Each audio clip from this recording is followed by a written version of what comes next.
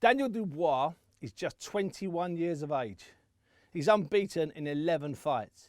He's knocked out or stopped 10 of his 11 victims. And Nathan Gorman is just 23 in June to be precise. And he's stopped or knocked out 11 of his 16 victims. They're both unbeaten and they are fighting for the vacant British heavyweight title at the O2 on July the 13th. It's a rare fight.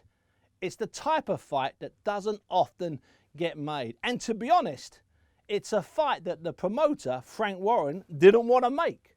I spoke to Frank when the two of them came head to head at a press conference, and he said to me, and he was telling the truth, why would I make this fight? They're both unbeaten. I can go another year. I can make this fight in May. I can make this fight in June of 2020. Why am I making it now? So I asked him, why are you making it now? And he gave me an answer. He said, because they both want to fight. They both insisted on having the fight. And that's fantastic for the fans, but it seems a bit crazy for the two fighters. So I wanted to find out why. So I spoke to the pair of them. And it was obvious from talking to the pair of them that it's their belief that they cannot possibly lose which has motivated them into accepting this, which I believe is an incredibly risky fight for the pair of them. It turns out that a few years ago, when they were younger, I mean, they're impossibly young now for men fighting for the British heavyweight title. In fact, their combined age of 44 is the youngest ever combined age of two men to contest that glorious Lonsdale belt. It turns out the reason they're fighting is simple. They once shared a house in Sheffield at the GB Olympic Centre, boxing centre. And they, more than that, forget the house they shared for one night. They spent nearly 300 rounds in each other's company in the ring. And it's clear Gorman thinks he was the governor, he was in control.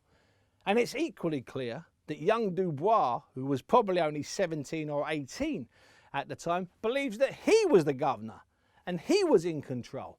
And what's really strange is the pair of them can share a taxi, go upstairs together in a lift, sit around a table, but they dislike each other.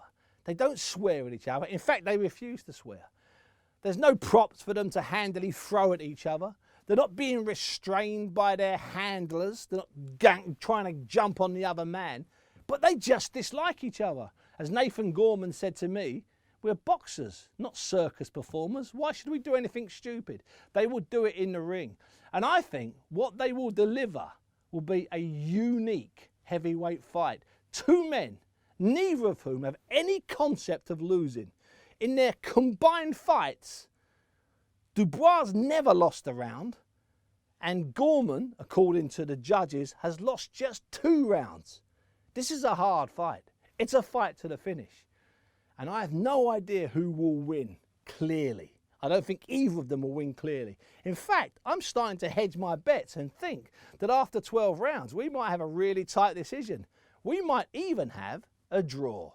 Gorman, Dubois, the vacant British heavyweight title, and a fight that's not a throwback, because fights like this didn't exist back then, wherever it is that you throw fights back to. It's a genuine, unique fight, and it's modern, and it's going to be special.